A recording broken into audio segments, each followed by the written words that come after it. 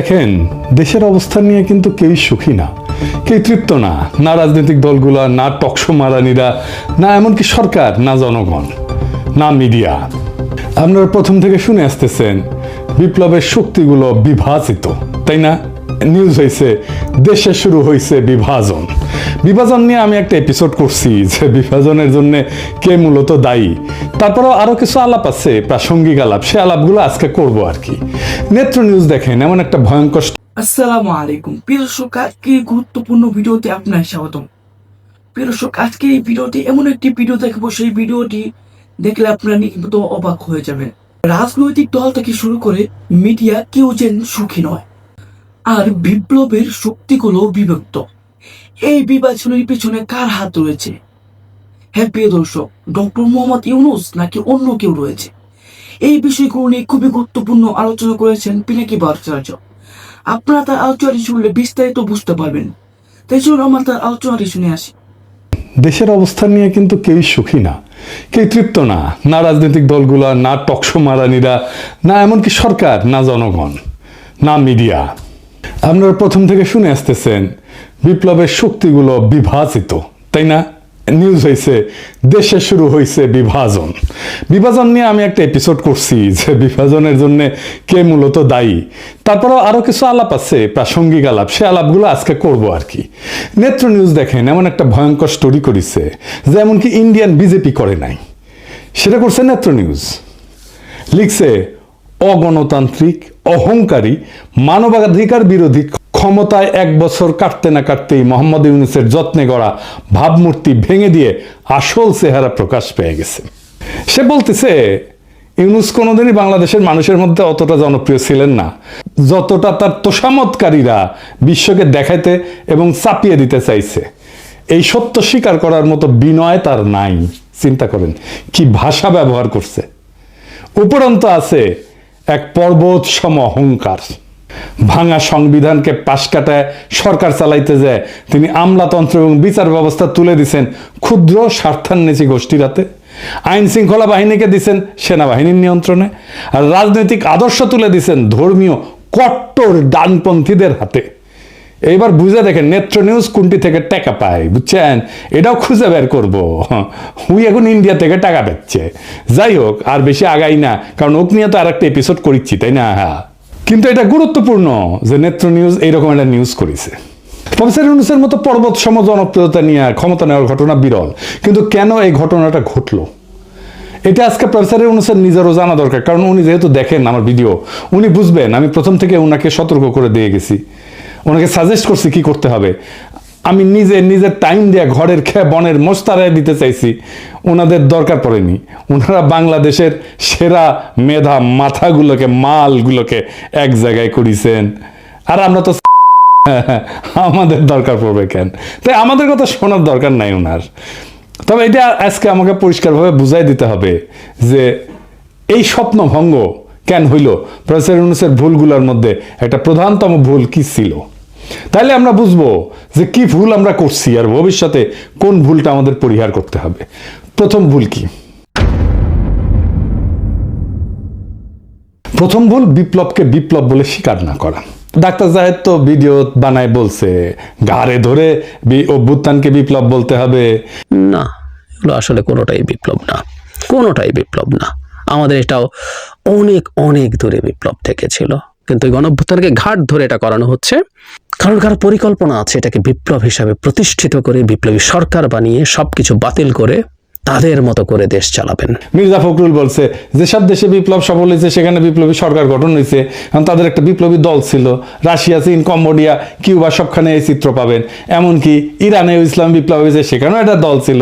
কাজেই আমার কথা হচ্ছে যারা বিপ্লবের কথা বলতেছেন তাদের উচিত সরকারে না থেকে একটা বিপ্লবী দল গঠন করা। এনে বিপ্লবী দল কোথায়? বিপ্লবী দলই তো নাই। মির্জা ফখরুলের মাথায় কমিউনিস্ট ট্রেনিং আছে তো 19 শতকের, আজকাল না। মানে বিপ্লব করার জন্য একটা বিপ্লবী তত্ত্ব লাগবে, একটা কার্ল মার্কস লাগবে, তার আবার দাড়ি থাকা লাগবে। দাদা সিরাজুল সেজন্য দাড়ি রেখেছিল। লেনিন লাগবি, তার আবার টাক মাথা লাগবি, একটা বলশেভিক পার্টি লাগবি। আমি আগেও বলছি, আবারও বলি, কেন 2024-এর রাজনৈতিক পরিবর্তন অভ্যুত্থান না বিপ্লব? এইটা সাহেব ডান পাশে আর বাম পাশে লিখবেন বিপ্লব আর অভ্যুত্থান। এক নাম্বার, রাজনৈতিক বিজ্ঞানে বিপ্লব বলতে বোঝায় যে বৃহৎ জনগোষ্ঠীর অংশগ্রহণ। 2 নাম্বার, রাষ্ট্রের রাজনৈতিক সামাজিক কাঠামোর মৌলিক পরিবর্তনের চেষ্টা, পরিবর্তন না কিন্তু আমি বলছি চেষ্টা। 3 নাম্বার, দীর্ঘ সময় ধরে চাপ সঞ্চয় এবং বিস্ফোরণ। 4 নাম্বার, পরিবর্তনের জন্য আভ্যন্তরীণ বৈধতা বা পপুলার লেজিটিমেসি। এবার অভ্যুত্থান কি, এইটা সে আরেক পাশে লেখেন, পাশাপাশি এবার আমরা বুঝে দেখব। অল্প সংখ্যক এলিট, সাধারণত সেনা বা ক্ষমতাধর প্রশাসনিক গোষ্ঠী, এরাই অভ্যুত্থান করে, হঠাৎ করে ক্ষমতা দখল করে জনগণের বৃহৎ অংশের সক্রিয় অংশগ্রহণ ছাড়াই। এরা সাধারণত রাষ্ট্রের কাঠামো অপরিবর্তিত রেখা, শুধু নেতৃত্ব বদলায়। তার মানে এরা সামরিক অভ্যুত্থান, মানে ডাক্তার জাহেদ চাইছিল কোনো কিছু বদলাবে না, আগের মতোই থাকবে, শুধু সরকারটা চেঞ্জ হবে, কে শাসন করবে এটা চেঞ্জ হবে। তাহলে আপনারাই বলেন 2024 কি বিপ্লব ছিল না অভ্যুত্থান ছিল? এটা বিপ্লব ছিল, কোনোভাবেই এটা অভ্যুত্থান না। তাহলে প্রশ্ন হলো, এত বড় বড় বিদ্বান প্রাজ্ঞ লোকদের এই বিপ্লবকে চিনতে পারলো না কেন, স্বীকার কেন করলো না? কারণ ওদের বুদ্ধি বেশি, আক্কেল কম। আসেন আমরা একটু বুঝে দেখি যে বিপ্লব এখন কেমন করে হয় এই 19 শতকের চিন্তা ছাড়াও। 19 শতকের মতো বিপ্লবী তত্ত্ব, বিপ্লবী দল বা বিপ্লবী নেতা দিয়া, একটা কেন্দ্র দিয়া আজকাল বিপ্লব হয় না। আজ হয় বিপ্লব কেন্দ্রহীন, কেন্দ্র ছাড়া, সেন্টার থাকে না। বহু নোট বিপ্লব, নোট এডিটে শেয়ার নোটগুলো দেখান একটু, অনেকগুলা নোট। আমরা 2024-এর নোটগুলো দেখি, ধরেন একটা গোল গোল করে দেখাবেন, বিএনপি নোট, জামাত নোট, বৈষম্য বিরোধী ছাত্র আন্দোলন নোট, ছাত্র শিবির নোট, ছাত্র দল নোট, অন্যান্য রাজনৈতিক দল নোট, প্রবাসী diaspora note, YouTuber note, social media note, remittance যোদ্ধা নোট, রিক্সাওয়ালা নোট, কিশোর গ্যাং নোট, বিশ্ববিদ্যালয় ছাত্র নোট, দোকানদার নোট, ক্ষুদ্র ব্যবসায়ী নোট, শহুরে দরিদ্র লোক নোট, শ্রমিক নোট। এখন এই নোটগুলো কি দিয়ে যুক্ত ছিল সোশ্যাল মিডিয়া দিয়ে, ইন্টারনেট দিয়ে। এডিটে সাহেব একটা নোটের সাথে আর একটা নোটের ইন্টারনেটের যোগ করে দেন, তাহলে সবাই বুঝবে। এবং সবগুলো যখন একসাথে হয় তখন এটা একটা বিশাল শক্তি হয়, কিন্তু একটা আলাদা নোট শক্তিহীন। এখানে কোনো কেন্দ্রীয় নেতৃত্ব নাই, কোনো একক সদর দপ্তর নাই, কমান্ড স্ট্রাকচার নাই। আন্দোলনের শক্তি আসে বহু ছড়ায় থাকা এইরকম নোট বা কেন্দ্র থেকে। নোটগুলোর মধ্যে সীমিত বা শূন্য সমন্বয় থাকে, তবুও তারা একই লক্ষ্যে একই দিকে ধাবিত হয়। এই ধরনের বিপ্লবকে বিভিন্ন একাডেমিক ধারা বা ক্ষেত্র থেকে বিভিন্ন নামে বর্ণনা করা হয়। কি কি আসেন আমরা সেটা বুঝে দেখি। এটাকে যেমন বলা হয় ডিসেন্ট্রালাইজ রেভলিউশন বা লিডারলেস রেভলিউশন, মানে কোনো কেন্দ্রীয় কমান্ড বা স্ট্রাকচার নাই, প্রত্যেকটা গ্রুপ বা নোড নিজের মতো করে কাজ করে। 2 নাম্বার, এটাকে বলা হয় নেটওয়ার্ক রেভলিউশন, মানে তথ্য প্রযুক্তি বা সামাজিক মাধ্যম যুগে ব্যবহৃত শব্দ। এইটা Manuel castle owner network of outrage and hope এই বইয়ে উনি আরব বসন্তের মতো আন্দোলনকে এইভাবে বর্ণনা করছিলেন। এটাকে সোয়ার্ম মুভমেন্টও বলা হয় বা সোয়ার্ম ইন্টেলিজেন্স পলিটিক্সও বলা হয়। মানে ধরেন পিঁপড়া বা মৌমাছি যেরকম ঝাঁকবদ্ধ প্রাণী থাকে না, এদের আচরণ থেকে নেওয়া ধারণা অনেক ছোট ছোট ইউনিট একসাথে একটা বড় পরিবর্তন ঘটায় দেয়, কেন্দ্রীয় কোনো মস্তিষ্ক ছাড়াই। এটাকে আরো বলা হয় সেলফ অর্গানাইজিং রেভলিউশন। এটাকে সিস্টেম থিওরি বা কমপ্লেক্সিটি স্টাডিজে এই ধারণা ব্যবহার করা হয়। সমন্বয় ছাড়াই অনেকগুলো সত্তা নিজে থেকে একই দিকে মুভ করে। এটার আরেকটা টার্মিনোলজি আছে, পলিসেন্ট্রিক আপরাইজিং, রাজনৈতিক বিজ্ঞান এবং অর্থনৈতিক প্রশাসন তত্ত্বে ব্যবহৃত একাধিক কেন্দ্র যাদের মধ্যে সমন্বয় দুর্বল বা নাই, কিন্তু প্রত্যেকে একই ধরনের পরিবর্তনের দিকে আগাচ্ছে। ইতিহাসে কি এর উদাহরণ আছে? আসেন দেখি। 1848 সালে ইউরোপে বিপ্লব হয়েছিল অনেকগুলো দেশে একসাথে, আলাদা আলাদা ইস্যুতে, প্রায় সমন্বয় ছাড়াই বিদ্রোহ শুরু হয়। ফ্রান্সে হয়, জার্মানিতে হয়, অস্ট্রিয়াতে হয়, ইটালিতে হয়। এইগুলোর আর বিস্তারিতে গেলাম না, কারণ এই বিস্তারিতে যাওয়ার আমাদের দরকারও নাই, কিন্তু এইরকম বিপ্লব হয়েছিল আর কি, সেটা জানা থাকা ভালো। আরব বসন্ত এরকম একটা মুভমেন্ট ছিল, তিউনিসিয়া থেকে শুরু হইয়া মিশর, ইয়েমেন, লিবিয়া, সিরিয়া, প্রত্যেকটা দেশে স্বতন্ত্রভাবে আন্দোলন ছড়াই গেছে। পোল্যান্ডের সলিডারিটি মুভমেন্টের প্রথম ধাপ, যেটা 1980 সালে হয়েছিল, যে গদালফ শিপিয়ার্ডের ধর্মঘট হয়েছিল না, ওইখান থেকে শুরু হইয়া দেশের বিভিন্ন শহরে স্বাধীনভাবে ছড়াই পড়ছিল। ইরানে একটা কনস্টিটিউশনাল রেভলিউশন হয়েছিল 1905 সালে, 1905 থেকে 11 সাল পর্যন্ত 6 বছর ব্যাপী। ভৌগোলিকভাবে বিচ্ছিন্ন শহরগুলোতে বিদ্রোহ হয়েছিল, কিন্তু কেন্দ্রীয় নেতৃত্ব ছিল না। এই ফর্মের, এই যেটা বললাম, এই ফর্মের পজিটিভ দিক কি? এটা কিন্তু পজিটিভ দিক আছে। কি কি? এক নম্বরে এটা দমন করা যায় না। এক জায়গায় দমন করলে অন্য জায়গায় আন্দোলন চলতে থাকে। 24-এ তাই হয়েছে আমাদের বাংলাদেশে। ঢাকা বিশ্ববিদ্যালয় দমন করছে, প্রাইভেট বিশ্ববিদ্যালয়ে আন্দোলন শুরু হয়েছে। 2 নম্বর, এটা বৃহৎ অংশগ্রহণ হয়, বিভিন্ন গোষ্ঠী তাদের নিজস্ব কারণে জড়ায়, ফলে ভিন্ন মত থাকলেও সম্মিলিত চাপ তৈরি হয়। 3 নম্বর, কেন্দ্রীয় নেতৃত্বকে কিনে ফেলা যায়। আমরা দেখতেছি না, এটা কিনে ফেলা যায়, টাকার কাছে বিক্রি হয়ে যায়, ভয়ের কাছে নত হয়। কোনো একক নেতা নাই যে শত্রুর কাছে আত্মসমর্পণ করবে, সেই জন্য এখানে আত্মসমর্পণ করে না। নাহিদেরা তো ডিবি অফিসে হারুনের ওইখানে গিয়ে চাপে পড়ে আন্দোলন প্রত্যাহার করছিল, তাই না? আন্দোলন থামে নাই। এবং এইটা কি, এটা সৃজনশীল হয় এবং এটার অভিযোজন ক্ষমতা থাকে। বিভিন্ন নোট বিভিন্ন কৌশল ব্যবহার করে।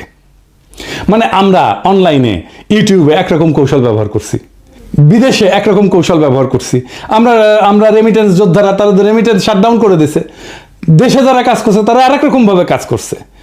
এটার কিছু নেগেটিভ দিক আছে আবার। কি কি?